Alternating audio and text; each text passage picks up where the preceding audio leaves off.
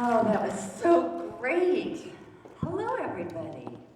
Can I just ask you to take a deep breath, close your eyes. We're going to have a very short opening prayer. Ready? Deep breath, close your eyes. Thank you, God. Thank you so much that the Chiefs win. Amen. And so it is. I am so happy to be back here at Unity Village Chapel. Thank you for inviting me, and thank you for some of the retreats staying for this service. Thank you for that. We had a great retreat here, lots of people from all over the world, all over the country, I should say, and we just had a really special time. This place creates special times with God. So thank you for keeping the space for us. So I was trying to think about what I really wanted to go over today, what I wanted to share with you. And the thoughts that came to mind had to do with what makes life really meaningful and fun, what makes life enjoyable. And as I was contemplating those kinds of thoughts, what came up were three things. One was passion. You know, using your skills and talents and your time and your resources, and you're just really passionate about that. And another is perseverance, the times that you've overcome challenges, you've moved through situations knowing that God is right there with you, doing the heavy lifting. And living your life on purpose, knowing that the why that you're here to do what you do is absolutely being expressed every single day of your life. So as I was thinking about it a little bit more, that became my talk title, Purpose to Prosperity. And you should all have a little handout that was given to you. I happen to be, since I've been in business, I am a self-proclaimed efficiency expert, which just means I hate to waste time. So I've given you some notes that you can refer to, and I want to share a few stories with you. I'm just going to share stories with you today, and my hope is that you'll be able to take some of that information. It might inspire you to live your life more fully, and if you're in business, it might even inspire you to go to that next level of success. Fair enough? All right. So my first story has to do with the importance of passion. The importance of passion. In 2002, my mother, I'm the last of 10 children, my mother, who's this little teeny fire sprite, had open heart surgery. And at that time, the surgery required her to have staples to hold her chest back together. Okay? Now, my mother, with all of us kids, we know that she is highly allergic to many of the popular narcotics. So we, as family members, kind of divvy up the schedule, and somebody's always there in the hospital room. And we tape all over her room. Do not give her this. Do not give her this. Do not give her this. We talk to the nurses, and we let them know, look, she's really allergic. She's got 3 paper files on her medical history, and within there, it clearly says she's allergic to a lot of the popular narcotics.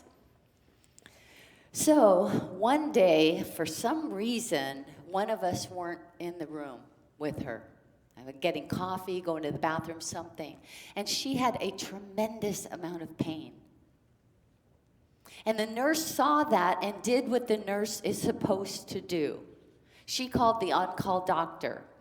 And the on-call doctor did what the on-call doctor is supposed to do, which is try and figure out a solution to get her out of pain. So the on-call doctor prescribed a popular narcotic, which works for most people, but not my mom.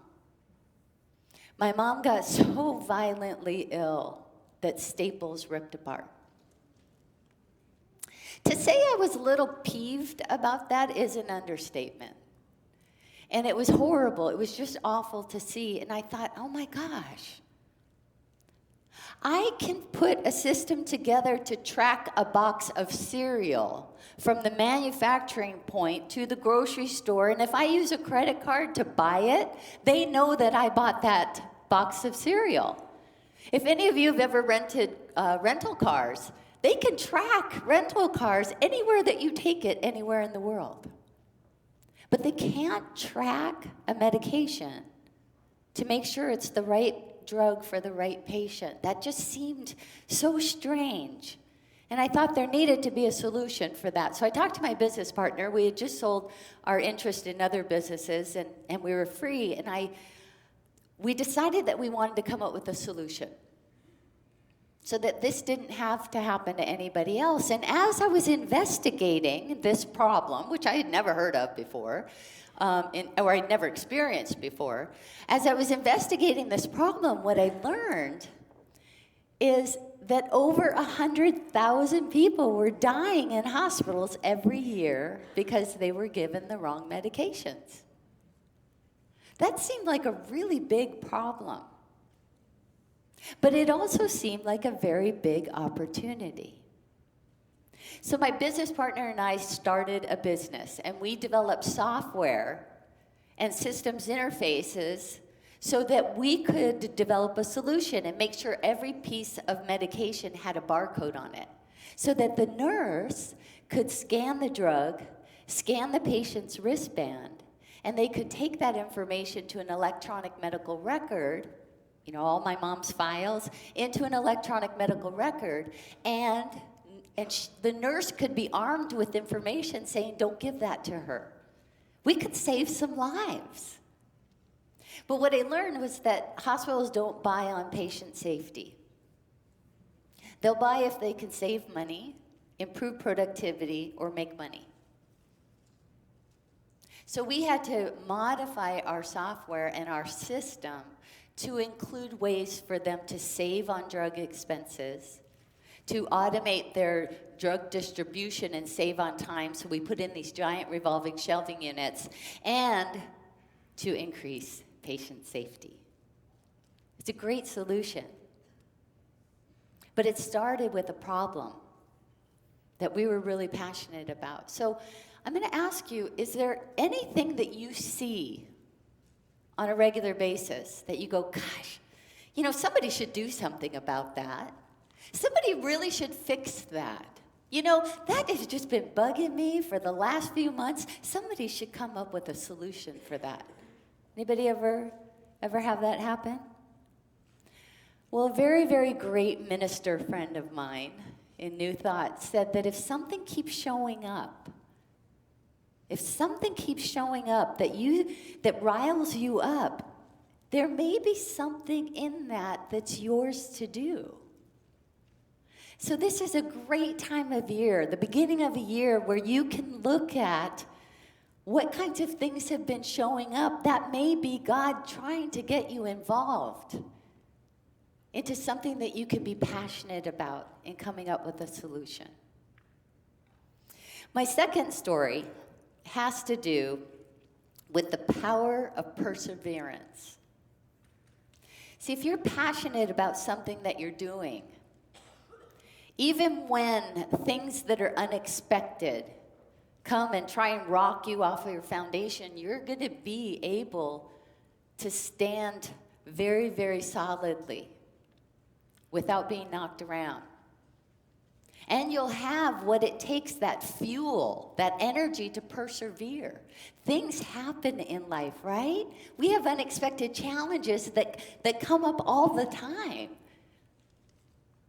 And perseverance, with God's help, with God guiding you through any challenging situation, is a really rewarding and fulfilling thing to do.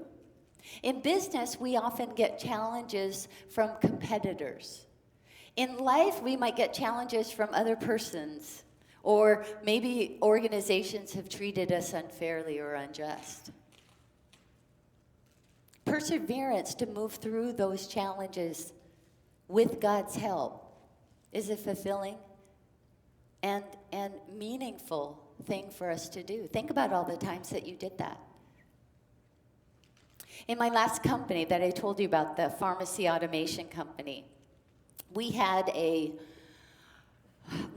very rapid growth. I mean, we had a solution to save lives. That's pretty cool, right? So lots of hospitals were buying from us because we were helping them save money and to help them do their mission, which is to care for people's health. Okay? But because we were growing so rapidly, our supplier of these giant revolving shelving units to store medications decided they wanted to give us more resources. So they looked at their business and realized that there was one company in our industry that really wasn't selling very much. In fact, they were last. In terms of the competitive ladder, they sold the fewest items. And we were just skyrocketing and selling lots. So they made a decision to cancel the contract of the company that wasn't doing very well and devote those resources to us. Sounds reasonable, right? Well, that company that got canceled was a Fortune 20 company who decided to sue my company to put pressure on the vendor to not cancel the contract. Does that seem fair? No. And I'll tell you, I got into a panic. Oh my God, they can squish me like a bug. I mean, we were a teeny tiny company. They're a giant Fortune 20 company. I was a little scared, and then I remembered God is infinite possibility. God has a solution for every situation. What do I want to happen? Remember that. And these are practices that I talk about in my books. Is that what can I do to stay focused on the infinite possibility of God operating in this situation to not only solve this problem and come up with an unusual and great solution, but to protect our customers, our employees, and allow both of our companies and our vendor to thrive and prosper. Seems like a tall order, right? But not for God. Not for God. You know, we have so many stories. Red Seas parting, food falling from heaven, water coming out of rocks. This was easy for God. I just needed to persevere knowing that God could help me with this. And as I did, interestingly enough, I got all sorts of creative ideas that were possible solutions. And as those were presented, everyone agreed that that would be fine. And the lawsuit went away, and all of my attorney's fees were repaid. Red Seas parting, food falling from heaven, water coming out of rocks. That was one of those situations. How many of you believe that God is infinite possibility? Right. Right. Well, one of the techniques that I had to use in order to keep me focused on being the love of God is something that I call a Dear Divine True Self letter. And this is in the Path to Wealth book that I wrote. And I thought about this guy that was bringing the lawsuit against our company. Now remember, he's already in last place for sales in our industry. And then his vendor, the only vendor that provides these revolving shelving units, is canceling their contract. Do you think he might have been afraid of losing his job? Maybe. He was under a lot of pressure. And I started thinking about that, and I was feeling kind of sorry for him. You know, I mean, imagine you're freaking out about losing your job. He might lash out. And isn't that the case, that a lot of hurt people end up lashing out at you unexpectedly when they're feeling pressured and hurt? So I started writing to his divine true self.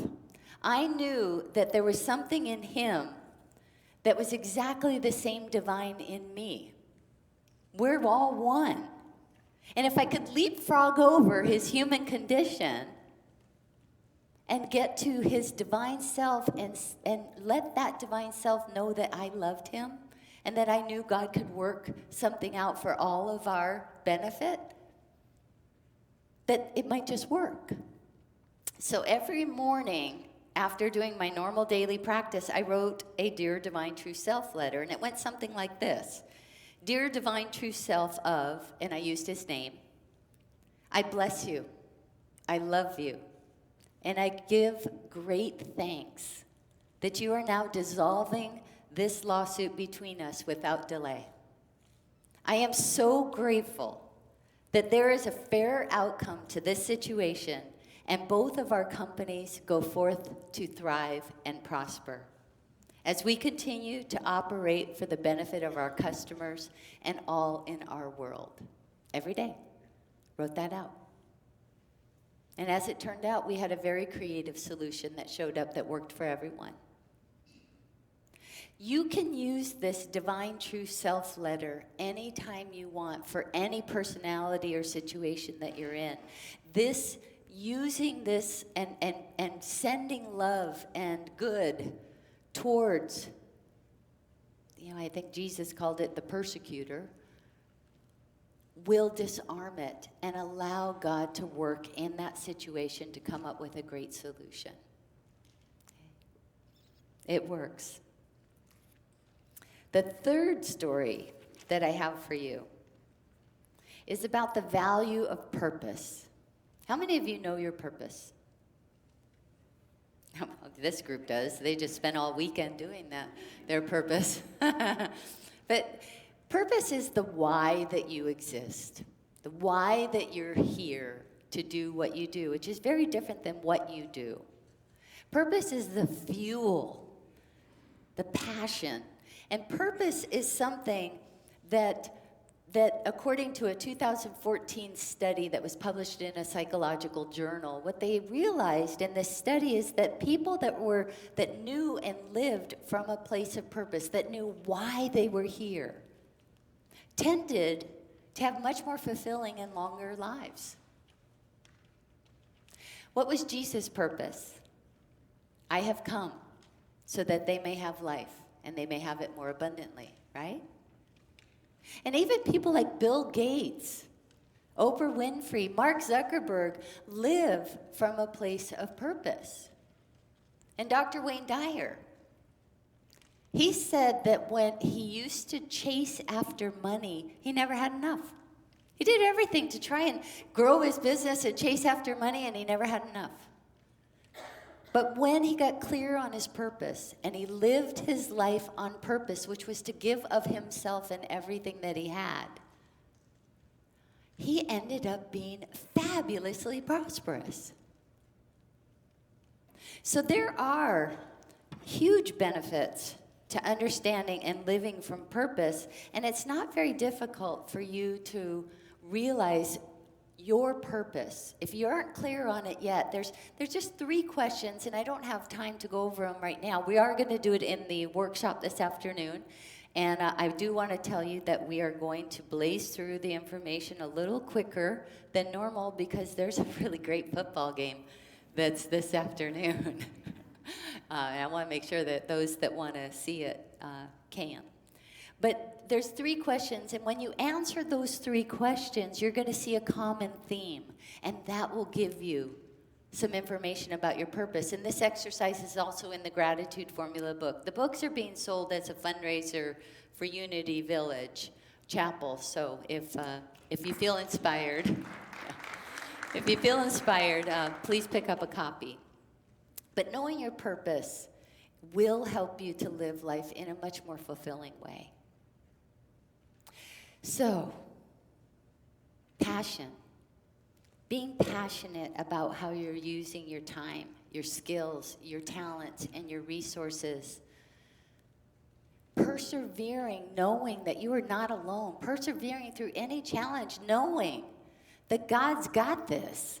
God is the ultimate advisor, the all-knowing power of the universe. The entity that makes crooked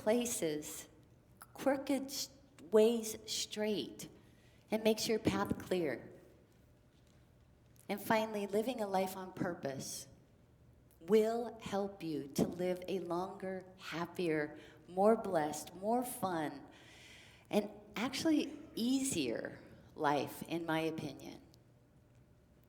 You become magnetic to achieving all that you desire, require, and more. So may you be blessed. May you be healthy. May you be prosperous. May you be happy.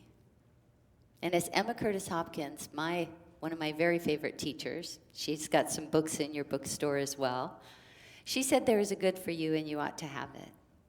And I would add that you should have it now. Thank you very, very much for having me here.